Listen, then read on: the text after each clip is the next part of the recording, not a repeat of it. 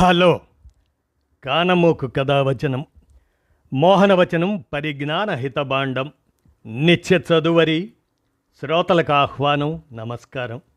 చదవతగునెవరు రాసిన తదుపరి చదివిన వెంటనే మరువక పలువురికి వినిపింపబూనిన అది ఏ పరిజ్ఞాన హితబాండమౌపో మహిళ మోహనవచనమై విరాజిల్లు.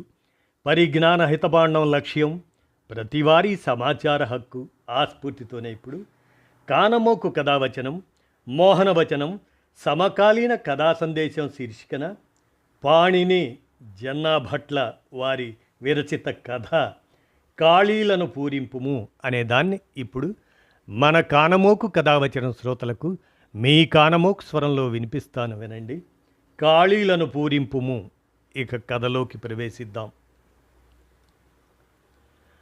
భూమిని చీల్చుకుంటూ పైకొస్తుంది ఎండ. దిక్కుల్ని కప్పేస్తూ దారుల్ని మండిస్తూ రక్తాల్ని కూడా ఆవిరి చేస్తూ దరిద్రపు ఎండ. గట్టిగా గేటు తోసుకుంటూ ఇంట్లోకి వచ్చాను. కీచుమని శబ్దం చేసిందది. ముసలి గేటు. ఇంట్లో అన్నీ ముసలివే. బీటలొచ్చిన ప్రహరీ గోడ, దుమ్ము పట్టిన స్కూటరు, లోపల అయోమయంగా తిరిగే 2 ప్రాణాలు, టోకుగా ముసలి ఇల్లు, ముందు వైపు పూల మొక్కలు వేసున్న ప్యాచ్ తప్ప.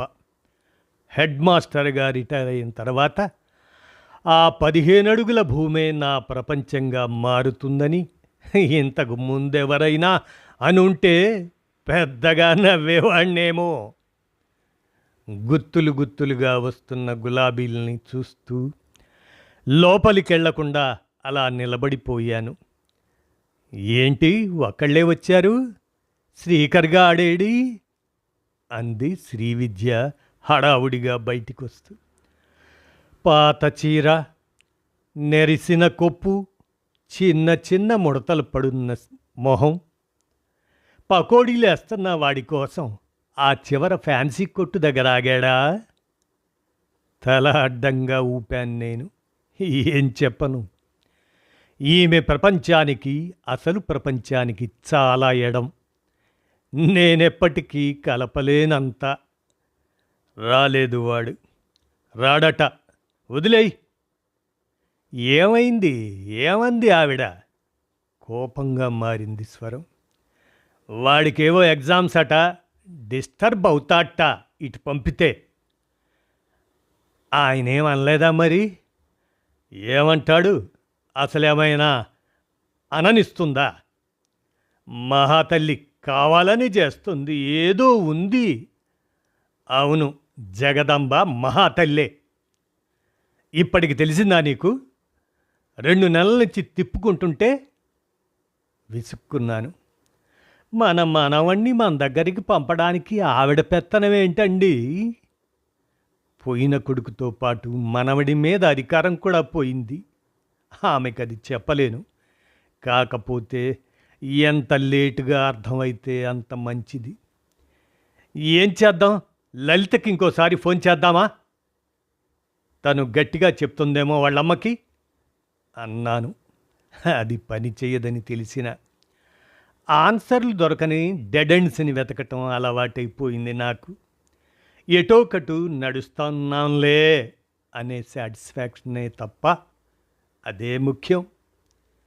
లోపలికెళ్ళి ఫోన్ చేసింది. గట్టిగా తిడుతుంది. ఎక్కడో హైదరాబాదులో వర్క్ చేసుకుంటున్న కోడలు ఇక్కడ గుంటూరులో ఉన్న అమ్మని ఎలా కంట్రోల్ చేయగలదు?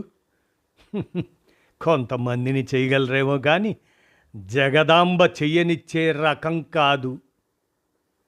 పావుగంట తర్వాత ముందు గదిలోకొచ్చి మంచం మీద కూలబడింది శ్రీవిద్య. కన్నీళ్ళు పిండి మరకలతో నిండిన మొహం పెట్టుకొని. వాణ్ణి చూసి 2 నెలలు దాటుతోందండి. ఒకే ఊరిలో ఉండి ఇంకా ఎందుకు బతుకున్నాను నేను? సూటిగా ఇది చెయ్యి అని చెప్పదామే ఓ ఎమోషనల్ ఈక్వేషన్ని గాల్లోకి విసురుతుంది. దానిలో తేలే బాధల్ని మారే భావాల్ని పట్టుకొని ఒకదానికి కిందొక స్టెప్స్గా రాసుకొని నేనే సాల్వ్ చేసుకుంటూ పోవాలి. శ్రీకర్ గాడి స్కూల్ గేట్ ముందున్నాను. 4 అవుతుంది. బస్సులన్నీ వరుసల్లో రెడీగా పెట్టున్నాయి. సందేహించాను లోపలికెళ్ళడానికి. తప్పే ఉంది నా మనవడిని నేను తీసుకెళ్లడంలో అనుకుంటూ ముందుకడుగేశాను. జగదంబకి చెప్పకుండా అనే తోకని కన్వీనియంట్గా కట్ చేస్తూ. దూరం నుండే గమనించాడు దాస్ నన్ను. వాడి ముందు సైన్ చేస్తే కాని పిల్లాడిని వదలడు బయటికి. చెయ్యూపాడు దాస్. ఇరుక్కుపోయాను. టేబుల్ దగ్గరికి వెళ్ళాక షేక్ హ్యాండ్ ఇస్తూ, ఎలా ఉన్నారు సార్? చాలా రోజులైంది. మేడం రికవర్ అయ్యారా అన్నాడు. బాగానే ఉన్నాం దాసు, నడుస్తుంది అన్న అటు ఇటు చూస్తూ. నా చూపుల్ని అర్థం చేసుకొని వెనక్కి తిరిగి ఎవరినో పిలిచాడే. రేయ్, 4Bలో శ్రీకర్ని పిలుచకరా, బాబుకి బస్సు క్యాన్సిల్ చేయించు, డ్రైవర్కి కూడా చెప్పిరా అన్నాడు. ఎందుకవన్నీ అన్నట్లు పెట్టా మొహం. ఏయో ఫార్మాలిటీస్, మా మేడం మళ్ళా తిట్టిద్ది లేకపోతే అన్నాడు నవ్వుతూ. ఓ నిమిషం మౌనం. మీకు జరగకూడదు సార్ ఇలా. మీ బాబు నాకు బాగా తెలుసు సార్. హిందూ హై స్కూలేగా చిన్నప్పుడు. ఎప్పుడేమైద్దో ఎవరని చెప్పలేకపోతున్నాం అన్నాడు జాలిపడుతూ. దాసుతో ఇదే ఇబ్బంది. ఆరుతున్న గాయాన్ని కెలుకుతూ అసలు ఎలా మర్చిపోతారనే గిల్టీ ఫీలింగ్లోకి నెట్టేస్తూ, పోన్లే సార్, చార్నాళ్ళకి ఓ గుడ్ న్యూస్ విన్నా. మొన్నే లలిత మేడం గురించి. మంచిదే కదా సార్? దేని గురించి అని నోటిదాకా వచ్చింది, కానీ దాటలేదు. నాకు తెలిసిన విషయమే అయ్యుంటుంది, జస్ట్ గుర్తుకు రావట్లేదంతే. తాతా! శ్రీకర్ పరిగెత్తుకుంటూ వస్తున్నాడు, బ్యాగ్ సర్దుకుంటూ. పుట్టినప్పుడు వీడిని చూచి అచ్చు మావాడి కార్బన్ కాపీ అని మురిసిపోయేవాళ్ళం. ఇప్పుడు మిగులున్నది ఈ ఒక్క కాపీనే అని తలుచుకుంటే భయమేస్తుంది. తర్వాతి 2 గంటలు శ్రీవిద్య అన్నీ మర్చిపోయి వాడి దగ్గరే కూర్చుంది. వండినవన్నీ నా కొడుక్కి చిన్నప్పుడు తినిపించినట్టే మొహంలో మెరుపు పెట్టుకుని తినిపించింది. మనుషులెప్పుడూ ఇలాగే సంతోషంగా ఉండాలి, పక్క వాళ్ళ ప్రశాంతత కోసం. అంతలో హఠాత్తుగా అన్నయ్య గారు, అన్నయ్య గారు కేక బయట నుండి. నాలోని భయాన్ని అమాంతం తవ్వి తీసిన కేక అది. శ్రీవిద్య హడావుడిగా బయటికెళ్ళి తలుపు తెరిచింది. రావోదినా, లోపలికి రా. విసురుగా లోపలికి వచ్చింది జగదాంబ. నా ఒళ్ళో కూర్చున్న శ్రీకర్ని చూసి మొహం ఎర్రగా మారుస్తూ, ఏంటండి, ఏంటిది? చెప్పా పెట్టకుండా స్కూల్ నుంచి వీడిని తీసుకెళ్ళిపోవడం ఏంటి? శ్రీకర్ అయోమయంగా చూస్తున్నాడు. వాడిని ఆడుకోమని బయటికి పంపేసి ప్రశాంతంగా అన్నాను, మేమేం కిడ్నాప్ చేయలేదమ్మా. వాడిని చూడాలనిపించి ఓ పూట ఇంటికి తెచ్చుకున్నాం. నా ప్రశాంతత ఇంకా ఉడికించిందామెని. చూడండి, వాడిని తీసుకెళ్ళటం కుదరదని మీకు నిన్న స్పష్టంగా చెప్పాను. నిన్న కుదరకపోతే ఇవాళ కుదరదనే అర్థం కాదు దినా. కొంతసేపే కదా. ఈయన లెక్కల మాస్టారుగా చేశారు. ఆ మాత్రం చదువు వాడికి ఇక్కడ చెప్పగలరు. అన్నయ్య గారు, నేను ఇద్దరితో మాట్లాడలేను. మీ ఇద్దరిలో నాతో ఎవరు మాట్లాడతారో తెలుసుకోండి అంతే. శ్రీవిద్యకు మండింది. మా కొడుకున్నంతకాలం ఎన్ని నాటకాలు ఆడేదానివో. మా అదృష్టం ఇలా ఏడ్చింది. వాడు వెళ్ళిపోయాడు. ఇప్పుడు మమ్మల్ని వదిలించుకోవాలని చూస్తున్నావు. నువ్వేదైనా అనుకో, శ్రీకర్ మాత్రం ఇక్కడికి రాకూడదు. అదే ఎందుకో చెప్పట్లేదమ్మా నువ్వు. ఇదంతా వాడి చదువు గురించేనా అడిగాను. కాదు. అది జగదాంబ అటు ఇటు చూస్తూ, లలితకో సంబంధం వచ్చింది. శ్రీ విద్య నేను ఒకరి ముఖాలొకరు చూసుకున్నాం. లలిత మాతో ఏం అనలేదే. నేనే చెప్పొద్దన్నాను. మా కోడలు సంతోషంగా ఉంటే మాకేం ఇబ్బందమ్మా. నాకు ఈ ఆడరాజకీయాలు అర్థం కావు. అది సంతోషంగా ఉండాలి అని మీరు ఏ కోశానైనా అనుకుంటే అది మీ కోడలని మర్చిపోండి. శూన్యంలోకి తోసేసింది నన్ను ఆ మాట. సన్నటి ఏడుపు నా పక్కన. నా కొడుకుని మనవడిలో చూసుకుంటున్నాం వదిన. అలా అనకు. మేమెవరికి అడ్డం రాము. ఇదిగో చివరిసారి చెప్తున్నా. ఇంకోసారి వాడిని ఇలా తెస్తే ఇక్కడికి రాను. డైరెక్ట్గా పోలీస్ స్టేషన్కి వెళ్తాను. నోటికొచ్చినట్టు వాగకు. మా కొడుకు సంపాదించిన ఆస్తంతా నీ కూతురికి ఊరికే రాసిచ్చాం గదూ. అందుకే నీకింత అలుసు. మాదే తప్పులే. శ్రీవిద్య ఆక్రోశం. అనకూడదది. అవసరం లేదా టైంలో నాలుక చివర్లో ఉంది. ఎప్పుడు బయటికి తీయాలో తెలుసుకోవడమే జీవితం. మన ఆయుధం అనుకునే మాట అటిళ్ళాక ఎదుటివాడితో చేతులు కలిపేయొచ్చు.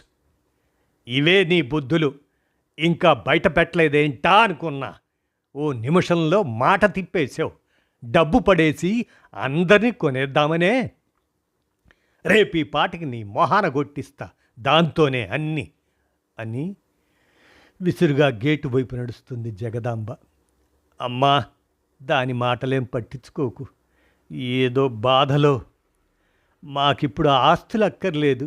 వీణ్ణి కోడల్ని అప్పుడప్పుడు చూడగలిగితే చాలు అని నేను వెనకాలే అంటున్నా. పట్టించుకోకుండా శ్రీకర్ని పట్టుకొని ఆటో ఎక్కేసింది జగదాంబ. లోపలికొచ్చాక నన్ను అసహ్యంగా చూసింది శ్రీవిద్య. ఆమెని నేను అలాగే చూస్తున్నానని చెబుతున్నాయి నా ముఖంలో కండరాలు. ఆ తర్వాత 2 రోజులుగా మౌనంగా గడిచాయి రోజులు. నేను చేసిన తప్పుకే అలా జరిగిందని తను, తన ఏడుపు వల్లే అలా జరిగిందని నేను ఒకరినొకరం మౌనంగా తిట్టుకున్నాం. అన్నం పెట్టాను, అలారం కట్టండి, మంచినీళ్ళ మోటార్ వేయి, మొక్కలకి నీళ్లు పోయండి, ఇలాంటి మెకానికల్ వాక్యాలు తప్ప పెద్దగా వేరే ఏమీ మాట్లాడుకోలేదు. నేనే ఓ రోజు తేరుకొని లలితకు కాల్ చేశాను. చెప్పలేదే తల్లి మాకు అనే మొదలుపెట్టాను. కాసేపు ఏడ్చింది ఫోన్లోనే. పాపం ఎంత క్షోభ. అమ్మే అంతా చేస్తుంది మామయ్య. మేమేమడ్డం తల్లి మీ అమ్మకి. పాత జ్ఞాపకాలు మంచివి కాదంది. ఆ అబ్బాయి మంచోడు, మూవాన్ అవమంటుంది. మంచిదేరా. కానీ శ్రీకరు, నువ్వు ఇక్కడికి వచ్చిపోతుండవచ్చు కదా. ఆ అబ్బాయిని కూడా తీసుకురా. మా కొడుకు లాంటి వాడేగా. అదే మన విషయాలు ఆయనకి వాళ్ళ అమ్మా నాన్నలకి ఇబ్బందిగా ఉండొచ్చని. ఆయనకి అందా ఛ అనుండదు. అందరం చదువుకున్న వాళ్ళమే కదమ్మా. లోకం చూడంది ఎవరు ఇక్కడ. అవును, కానీ ఎవరికి జరిగినప్పుడే కదా మావయ్య వాళ్ళకి తెలిసేది. కరెక్టే. థియరీ వేరు, ప్రాక్టికల్స్ వేరు. పిల్లాడు కూడా కన్ఫ్యూజ్ అవుతాడు. కొన్నాళ్ళు దూరం పెడితే వాడే మర్చిపోతాడంటుంది. మమ్మల్ని పూర్తిగా చెరిపోయిపోతున్నారైతే. మరి మేము కొంచెం పెద్దయ్యాక మళ్ళీ పరిచయం చేయొచ్చులే అంది. నా మనవడిని నాకే పరిచయం చెయ్యడం. అప్పటికీ చెప్తూనే ఉన్నా మామయ్య, మీరు నన్ను సొంత కూతుర్లా చూసుకుంటున్నారు, ఎప్పుడూ ఒక మాట మాట్లాడలేదు, మాట అనలేదు అని. అంత ప్రేముంటే నీకేం కావాలో వాళ్ళే అర్థం చేసుకుంటారులే అంది అమ్మ. ఇదంతా స్పీకర్లో వింటున్న శ్రీవిద్య నా చేతిలోంచి మొబైల్ లాక్కొని, మీ అమ్మ ఈ లేనిపోనివన్నీ చెప్తుంటే నీ తెలివితేటలే అమయ్యాయి, నువ్వు గట్టిగా చెప్పొద్దు, అవన్నీ కుదరవని అంది శ్రీవిద్య. కొన్ని క్షణాల నిశ్శబ్దం. ఎవరో ఒకళ్ళు చెప్పింది వినటం అలవాటైపోయిందత్తయ్యా నాకు. మొబైల్ కట్ చేసి నన్ను క్వశ్చన్ మార్క్ మొహంతో చూస్తూ మౌనంగా లోపలికి వెళ్ళిపోయింది శ్రీవిద్య. 100 మార్కుల ప్రశ్న, ఎన్ని స్టెప్పులు రాసి సాల్వ్ చేయగలవో చూస్తా అన్నట్లు. నా స్టూడెంట్ లాయర్ ప్రసాద్కి కాల్ చేశాను ఓసారి కలవమని. నాకు క్లోజ్గా ఉండే కొద్దిమంది స్టూడెంట్లలో ప్రసాద్ ఒకడు. జగదంబ మేడం మంచి మనిషే సార్, కాకపోతే మాట కొంచెం కరుకు అంతే అన్నాడు అన్నీ విన్నాక. మాకేం కనపడట్లేదు ప్రసాద్ ఆమెలో మంచితనం. మీ గురించి తెలుసు కాబట్టి చెప్తున్నా, మీరు పడలేరు సార్ ఈ లీగల్ మ్యాటర్స్. నువ్వున్నావు కదా అని.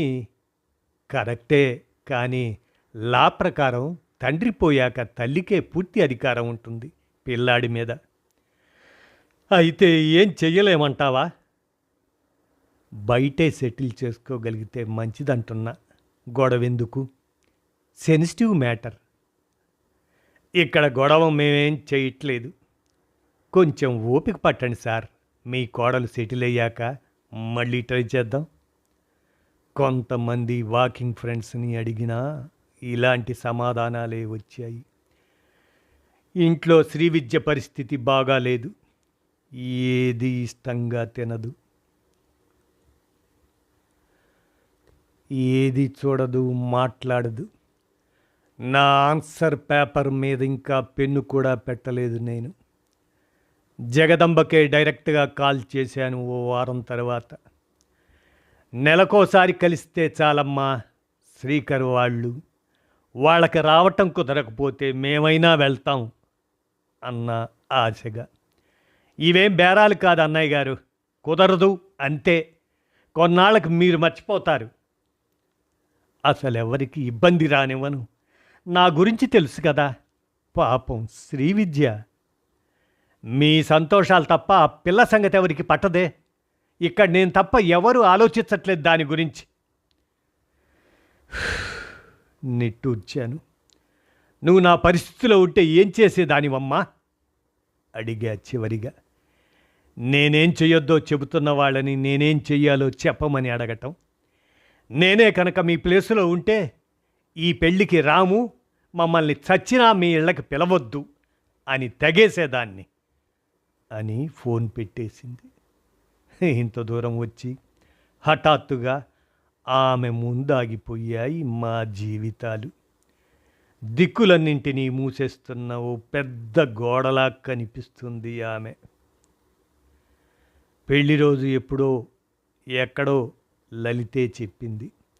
మమ్మల్ని తప్పకుండా రమ్మంది. మేము పక్కనే ఉంటే ధైర్యంగా ఉంటుందంది. మేమిద్దరం ముభావంగానే ఉన్నాం ఆ విషయంలో. పెళ్లి రోజు మాత్రం నేను బెంగతో ఆ గుడి చుట్టుపక్కలే తిరిగాను. రేపటి నుండి లలిత మా కోడలు కాదు, వాడు మా మనవడు కాదు. లలిత ఇంటి పేరు మారిపోతుంది, వాడి ఇంటి పేరు మార్చేస్తారు. చిన్న బ్యానర్ ఒకటి కడుతున్నారు బయట, లలిత వెట్స్ అనూప్. అనూప్? ఏ అనూప్? దగ్గరగా వెళ్ళాను. ఫోటో కనపడక వెళుతున్న కొద్దీ ఎందుకో హఠాత్తుగా గాల్లో తేలిపోతున్నట్లు అనిపిస్తుంది. పెదాలపై చిరునవ్వు ఒకటి వచ్చి చేరింది. ఓ విండో, ఓ దారం. మొదటి స్టెప్ రాయటం మొదలుపెట్టాను. పెళ్ళైన నెల తర్వాత గట్టిగా ఎవరో బయట నుండి పిలుస్తున్నట్లు వినపడింది. ఎవరమ్మా అంటూ బయటికి వెళ్ళా. నేను సార్, అనూప్ని. అనూప్ అంటే? 2008 10th బ్యాచ్, నగరం పాలెం అనూప్.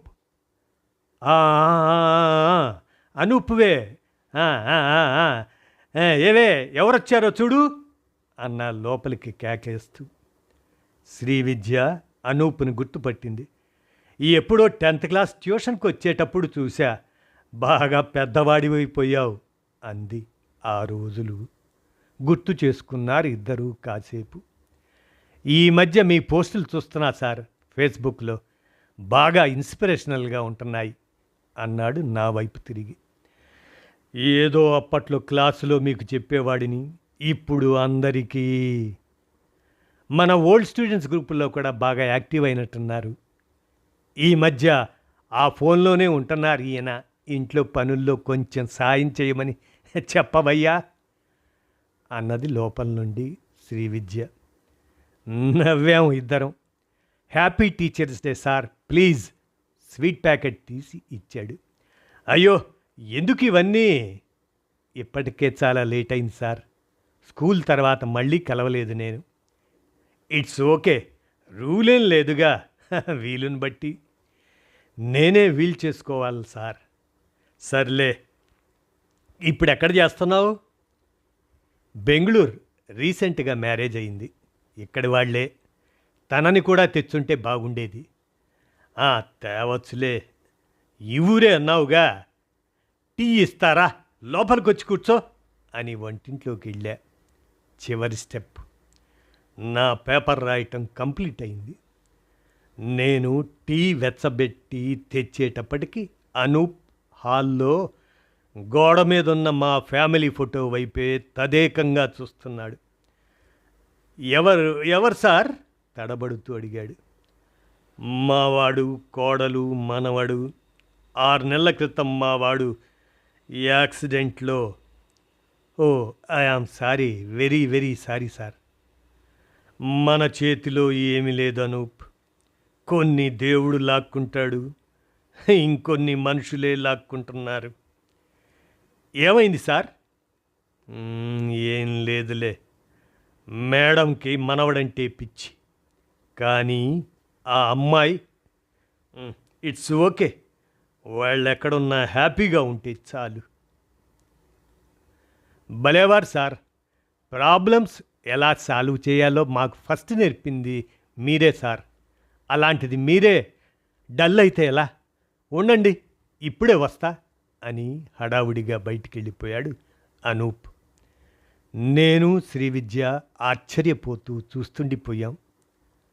2 గంటల తర్వాత లలితని పిల్లాడిని తీసుకొని తిరిగొచ్చాడు అనూప్. లలిత వచ్చి శ్రీవిద్యని పట్టుకొని ఏడ్చింది. శ్రీకర్ గాడు మమ్మల్ని అందరినీ ఆశ్చర్యంగా చూశాడు. నా రిజల్ట్ నిలువెత్తు మనుషుల రూపంలో. లలిత నా ఇంజనీరింగ్ ఫ్రెండ్ సార్. నాతో మీ విషయాలు ఎక్కువ చెప్పలేదు తను. దానికి కారణాలు నేను ఊహించగలను. కానీ ఇవన్నీ తెలిసాక కూడా చూస్తూ ఊరుకోలేకపోయాను. థ్యాంక్స్ అనూప్, అర్థం చేసుకున్నందుకు. మరి మీ పేరెంట్స్? ఇవన్నీ తెలియవు వాళ్ళకి. మెల్లగా చెప్తాను. కొన్ని కాంప్రమైజెస్ ఉండొచ్చు, 2 సైడ్స్. కానీ మీ మనవణ్ణి మాత్రం మీకు దూరం కానివ్వను అన్నాడు దృఢంగా అనూప్. భూమి మీదే ఉన్నానా? శ్రీవిద్య వైపు చూశాను. పాస్ మార్కులు వేసినట్టే ఉన్నాయి తన కళ్ళు. మెల్లగా బయటకొచ్చాను. గులాబీలకు నీళ్లు పెడుతున్నాను. శ్రీకర్ పక్కనే ఆడుకుంటున్నాడు. టీచర్స్ డేకి మీ మిస్కి స్వీట్స్ ఇచ్చావా అడిగేవాడి మొహం చూస్తూ. ఇచ్చా. She felt very happy. నా వైపే చూస్తున్నాడు. ఏమిటన్నట్టు తలూపా. కొత్త అంకుల్, యు నో హిమ్? నా స్టూడెంటేలే చిన్నప్పుడు. అంకుల్కి కూడా స్వీట్స్ ఇమ్మని చెప్పా. నువ్వు చెప్పినట్టే ఇచ్చాళ్లే కావలసిన సీట్లన్నీ. నవ్వాను. ఐ లవ్ యూ తాతా. వచ్చి గట్టిగా హగ్ చేసుకున్నాడు వాడు. ఏదో అర్థమైనట్లు. దేవుడు సెప్టెంబర్ 5 రూపంలోకి మారిపోయినట్టున్నాడు మా కోసం. అంతలో నా చూపు హఠాత్తుగా ఓ మూల గుబురుగా పెరిగిన గులాబీ మొక్క మీద పడింది. ఓ వైపుకి ఒరిగిపోతున్న దాన్ని చూసి కంగారు పుట్టింది. హఠాత్తుగా లేచి అటువైపు వెళ్తూ, నాన్నా, ఆ మధ్యలో ఓ కర్ర నిలబెట్టుంది చూడు, అది ఇలా పట్రా, త్వరగా దీనికి కడదాం అన్న శ్రీకర్తో. వాడు ఆ కర్రని పీకడానికి సందేహిస్తూ, ఇది ఆల్రెడీ ఈ ప్లాంట్కి కట్టేసింది తాత అన్నాడు. పర్వాలేదు, అది ఎండిపోతున్న మొక్కేలే. ఆ కర్ర పీకి తీసుకురా, దీనిలో బలం లేదు, ఇక్కడ కట్టాలి అర్జెంటుగా. నాకెందుకో జగదాంబ గుర్తొచ్చింది ఆ క్షణంలో. ఇదండి కాళీలను పూరింపుము అనేటువంటి ఈ కథను పాణిని జన్నాభట్ల విరచించిన దానిని అందచేయగా, మన కానమోకు కథావచనం శ్రోతలకు మీ కానమోకు స్వరంలో కానమోకు కథావచనం మోహనవచనం సమకాలీన కథా సందేశం శీర్షికన మన కానమోకు కథావచనం శ్రోతలకు వినిపించాను. విన్నారుగా. ధన్యవాదాలు.